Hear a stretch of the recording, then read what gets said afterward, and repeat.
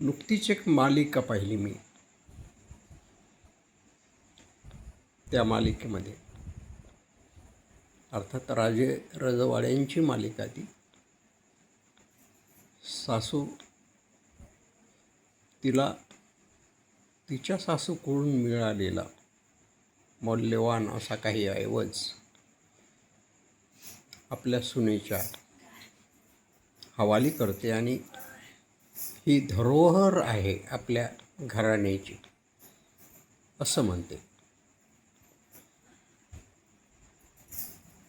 आता हे या मंडळींचं परंपरेनं सांस्कृतिक वागणं ठीक आहे, पण मी जेव्हा माझ्या कुटुंबाचा विचार करतो तेव्हा त्यातला फोलपणा माझ्या लक्षात येतो. आमचं कुटुंब एका शेतकऱ्याचं कुटुंब. मला माझ्या माईची आठवण येते विशेषतः. कारण आता आमच्या बायकांकडे त्यांची स्वतःचे काही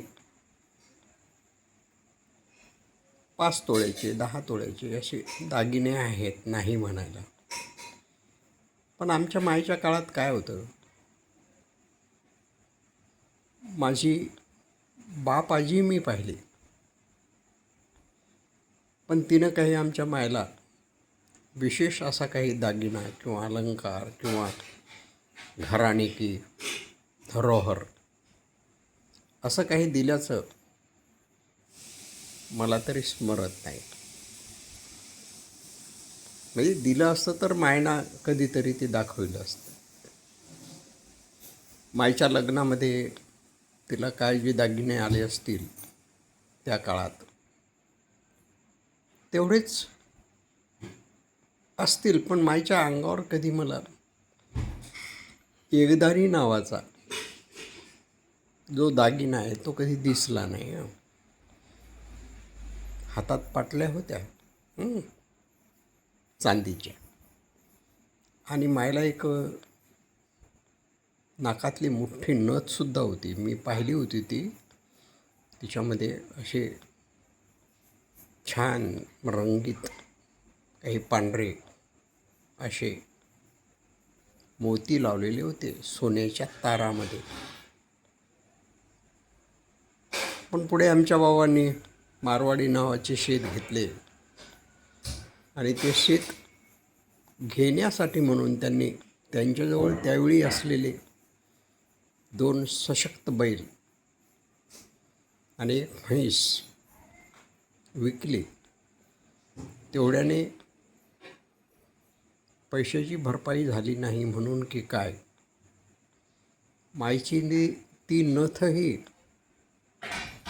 एका आमच्या कारभारी नातेवाईकाच्या हाताने सावकाराकडे ठेवली. म्हणजे नथ ही पुन्हा परत सोडून आणता आली असती. तिचाही मोठा किस्सा माझ्या कानावर त्या काळी आलेला आहे की ती सोडून घेण्यासाठी बाबांनी कधी त्या कारभारी नातेवाईकाला म्हटले, त्याच्या मागे लागले, पण त्याने ताकास्तूर लागू दिली नाही. त्यावरून एक निष्कर्ष असा काढला की बहुतेक त्याने ती परस्पर सोडून घेतली आणि स्वतःजवळच ठेवली असावी. मी जेव्हा मॅट्रिकला आलो 1967 साली, आमचे दादा परभणी जिल्ह्यामध्ये, तेव्हा हिंगोली जिल्हा नव्हता, प्रायमरी शिक्षक म्हणून नोकरीला होते. ते नित्यनेमाने म्हणजे दर महिन्याला बाबांना काही मदत म्हणून पैसे पाठवत. भले आमच्याकडे 40 एकर जमीन होती, 4 बैल होते, कामावर एक गडी होता, पण सगळं कोरडवाहूचं असल्यामुळे म्हणजे सांगायचं असं की जी ज्वारी व्हायची ती पोळ्यापर्यंतही पुरायची नाही. एवढ्या मोठ्या शेतात कापूस व्हायचा तर फार तर 3-4 गाड्या आणि तुरी व्हायच्या सगळ्या शेतात तर 2 किंवा 3 पोते, म्हणजे असं एक स्वरूप शेतीचं असायचं. मग अशा परिस्थितीमध्ये आमचे बाबा कुठून नवीन दागिने मायला करणार. पण तिच्याकडे पाटल्या होत्या, त्या कशा वाचल्या ते मला कळलं नाही. म्हणजे जेव्हा शेत घेतलं तेव्हा त्या मोडल्या कशा नाहीत. तर काय झालं की 1967मध्ये मी मॅट्रिकला आलो आणि मॅट्रिकची परीक्षा फी भरायची होती. की ती फी काहीतरी 60-65 रुपये अशी असावी त्यावेळेस. पण तेवढे पण पैसे बाबांजवळ होते. अर्थात त्याच्या आधी मी दादांना पत्रही लिहिलं होतं की असं असं आहे आणि मला परीक्षेची फी भरावी लागेल. पण परीक्षा फी भरण्याची तारीख अगदी उद्यावर आली तरी दादांकडून काही मनी ऑर्डर वगैरे आली नाही. वर्गात हेडमास्तरांनी मला उभं केलं आणि मी परीक्षा फी भरली नाही म्हणून मग फी आणण्यासाठी त्यांनी मला बाहेर काढून दिलं, वर्गातून काढून दिलं. मी रडत अक्षरशः रडत गावाकडे आलो. त्यावेळी माय आमच्या त्या मारवाडीच्या शेतामध्ये एकटीच निंदत होती.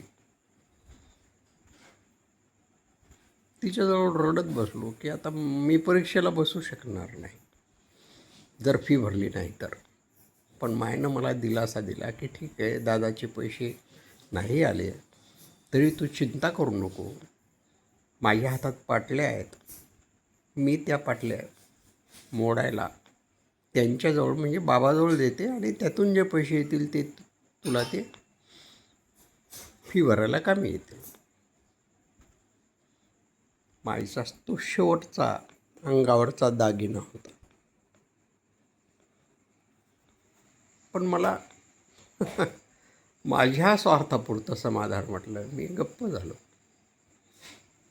दुसऱ्या दिवशी सकाळीच पोस्टरमन दारात आला आणि त्याने दादांची मनी ऑर्डर हाती दिली. आनंद झाला की माझ्या पाटल्या वाचल्या, माझी फी भरण्यासाठी हाती पैसा आला. किती कष्टाचं जीवन. तीच माय तिच्या शेवटच्या काळामध्ये माझ्या असं लक्षात आलं की तिच्या गळ्यात काहीच नाही म्हणजे तिच्या गळ्यात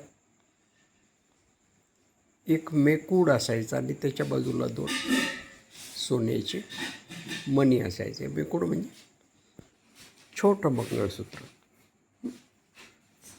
मायला माझ्या लग्नामध्ये एक दाणी घालावीशी वाटली होती. माझ्या लग्नामध्ये 1974मध्ये.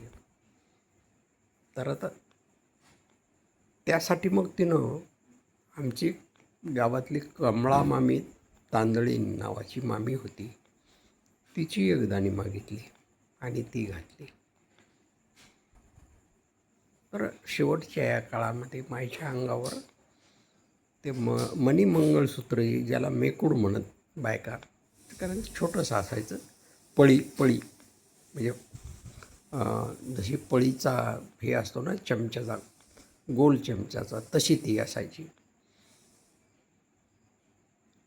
कमी वजनाची असायची.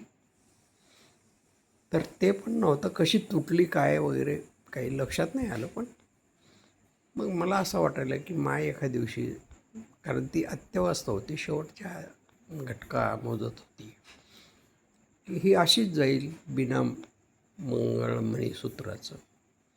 आणि मी सवारुणाला सांगून मग तिच्यासाठी फार किमतीचं नाही पण तसंच एक मणी मंगळसूत्र आणलं. ते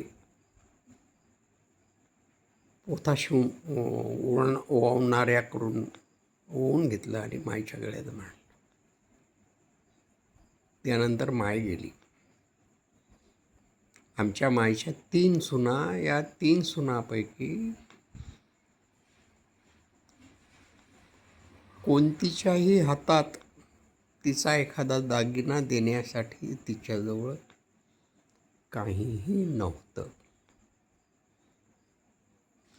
घराणे की धरोहर फक्त एकच होती की तिनं आमची जमीन, तिनं आणि बाबांनी दोघांनी मिळून आमची जी जमीन होती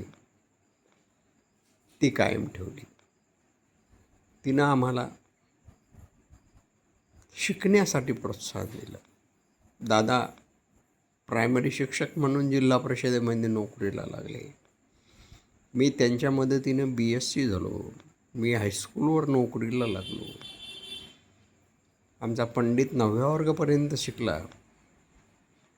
त्यावेळेस 72चा दुष्काळ पडला आणि त्याला शेतीत निघावं लागलं. आज 30 शेती आहे म्हणून आम्ही गमजा मारत आहोत. आमच्या परीने शेती पिकवत आहोत, त्यात उत्पन्न काढत आहोत. हीच आमच्या मायबापाची आमच्यासाठी धरोहर आहे. वेगळं काय असू शकते.